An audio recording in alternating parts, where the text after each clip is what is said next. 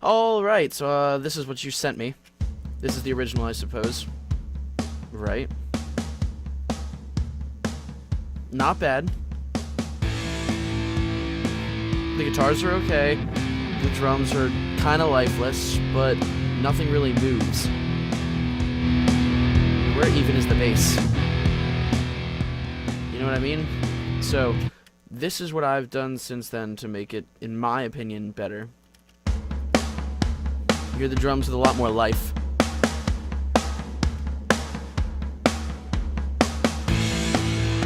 The bass and the guitars really jump out at you. And the thing is, it's not even that it's louder. As a matter of fact, it's less loud overall than the original one.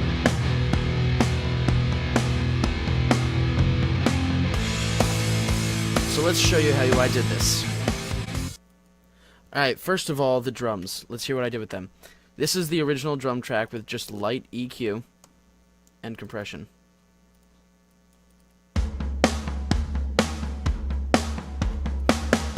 See, the EQ is a little bit of tube driving through it, not a lot.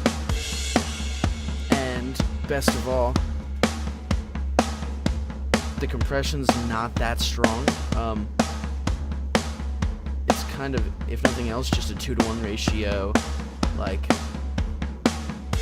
I don't have very loud, so the threshold's a little bit lower. And the attack is only 31 milliseconds. I never push it below 25 unless I look to crush the crap out of it. And the release is around 100. So you got this nice little, like, punchy thing going on. And the cool thing is, you'll notice, I've also got parallel compression. Parallel compression is basically chaining together the kick and the snare and the toms. But since I didn't have the individual tracks, I had to just EQ that. So I had to EQ all the high stuff out and emphasize the parts that punch. So like the low punch, the mid punch, the high punch, all together really. And I high passed it so that too much low end doesn't make it flabby. Then I EQ'd it again, just get rid of that low end some more. And this is where I compress the crap out of it. Like, literally, super fast release of 5 milliseconds each. Incredibly low threshold. And look at that pump, like, super high ratio. It's just supplying that beefy punch that you're looking for to stick out in a mix. This is what happens when you get rid of it. Okay, it sounds alright, but lot more. Lot less life. Lot more life. Alright, so now that you've seen what I did with the drums, let me reorient myself for a second. EQ the drums, compress the drums. That's about it. Parallel compression, which means I sent the kick and the snare, or as much of it as I could get, and the toms, to another bus where they actually are compressed the crap out of, so that you just get like the attack and it crushes everything, but it gives it some interesting punch. So the bass, what's going on here is I EQ'd it so that you get a lot more pick attack, because there was virtually none to begin with. Like, nice and deep, I guess, but you really need to stand out a little bit more so that it doesn't just leave all that to the guitars. So I really pushed that pick attack up a lot. Like the 3.5K, the 1.6K is where you get that punchiness from for the bass. I also increased the high shelf there for no reason other than to do it. Now, side by side, look at the drums EQ on the left versus the bass's EQ on the right. The drums want a little bit more at 5K to bring some life and crack to the snare. And you want to get rid of 400 hertz, a little bit around there, on both, because that's where a lot of the power of the guitars is going to be. So if you can figure that out, you just got to run it around and whatnot. And you will lower the anything under 40 hertz really on the drums, because otherwise it'll be like really, really awkward sounding. And on the bass, you can really push it up a lot. I don't recommend making it a high pass, because that's what the other EQ is doing right here, is high passing it.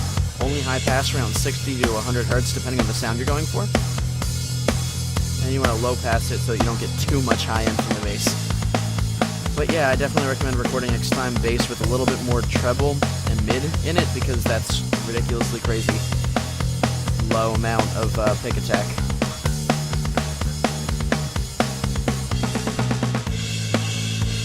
Boosting the mids really and cutting out a little bit of the flab in 400 brings out the lows and the pick attack of the bass in a nice, pleasant way. And then I'm just compressing it.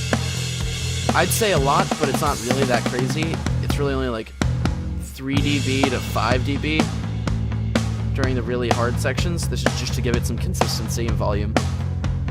Don't want the attack to be too fast now. You want it to be like 90 milliseconds, and the release can be really slow.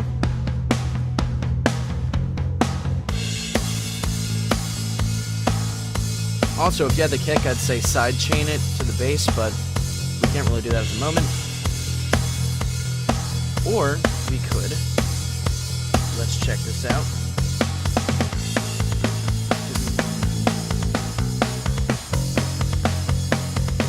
When I say side chain, I mean this.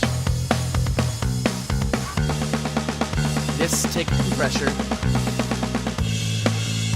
and make the input auxiliary input, because you're going to want to add, you're going to send the drum track, or the kick track specifically, to the bass bus, which is going to sound like garbage right now, until send the drums to the bass.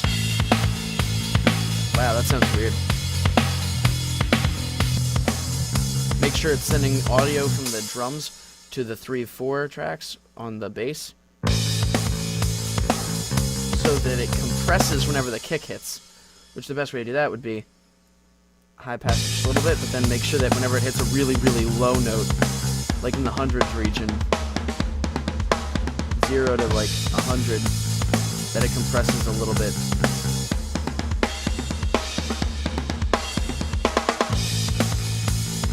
That way the kick and the bass don't fight.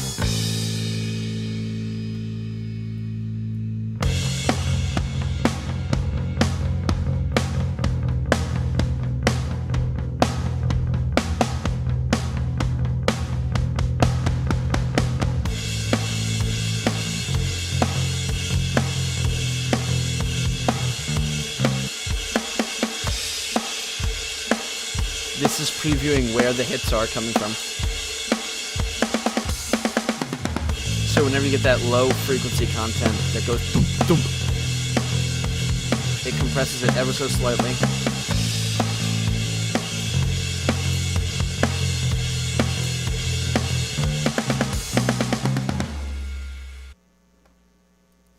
Now that you've seen what the bass is doing, what the drums are doing, let's take a look at the guitar. What we had before was your rhythm guitar part, which I'll show you now. If this is the kind of tone you prefer, we can keep it. What I did was I high passed it up to like 150 hertz, and then added some low gain at 240 hertz for some low warmth. Increased the 2.5K because that's where the bite's at, and increased the high frequency content with a silky output stage and EQ saturation of the German variety. Doesn't really do as much as the tape does. Tape is important because you want some warm saturation on guitars.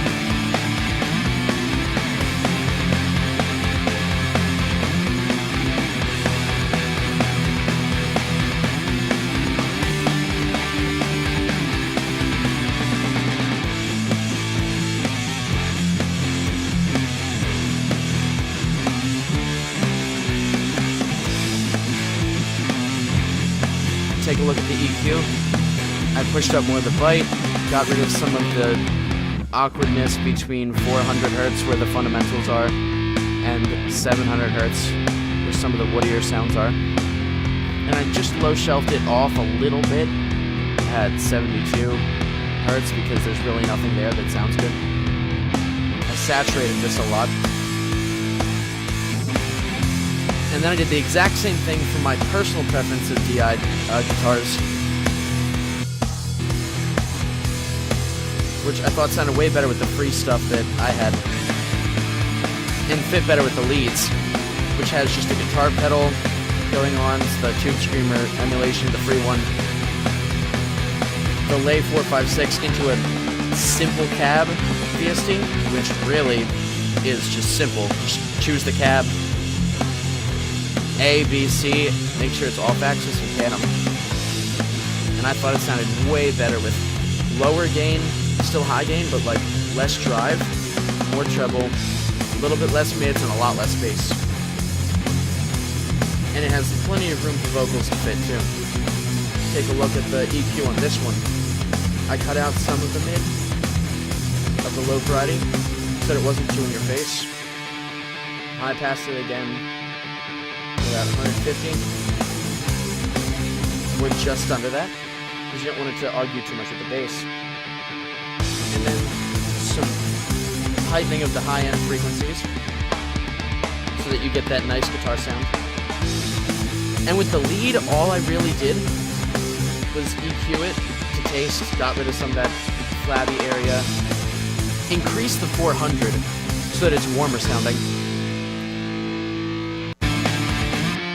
and added just literally delay. High passed it as much as possible on the delay, like around 100 hertz, 400 hertz, and just did the basic 5-tap ping pong from RIA delay, and decreased the wetness so that it doesn't freak out at you. Now let's listen to it again in the next passage.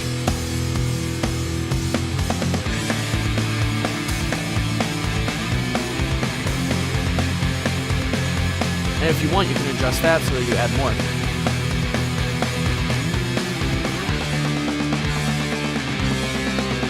But as it is, they're really not fighting at all. As a matter of fact, they're blending quite well because that 400 area, and because the mids here are pushed up as opposed to the highs and the high mids on the other side.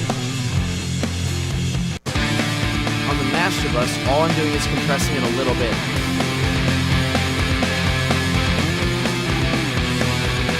Slower attack, slower release, and this is a free tool again.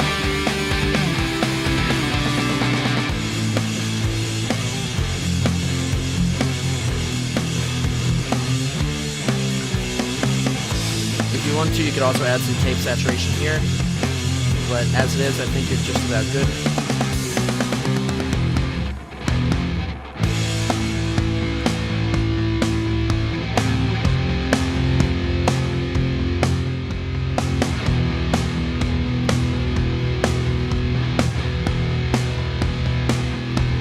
And then really just limit it so there's not much clipping.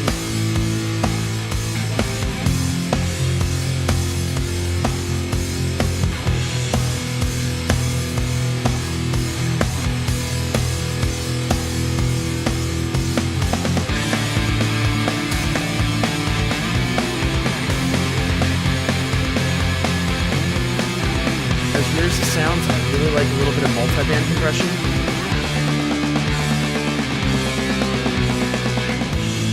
Without automatic makeup gain in the mid sections.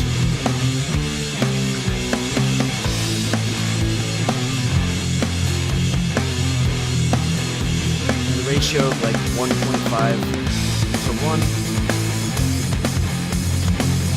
An attack of about 10 milliseconds and release of 100.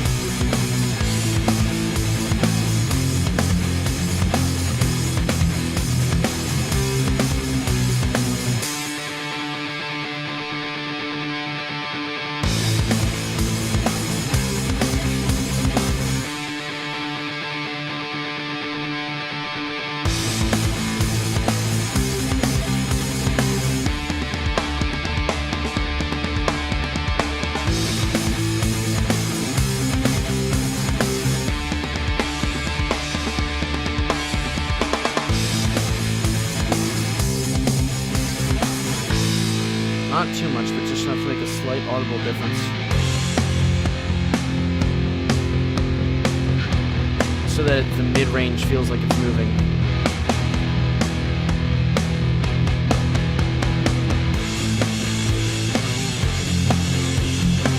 If you take all that, you get a nicer sounding mix where you can fit vocals in better.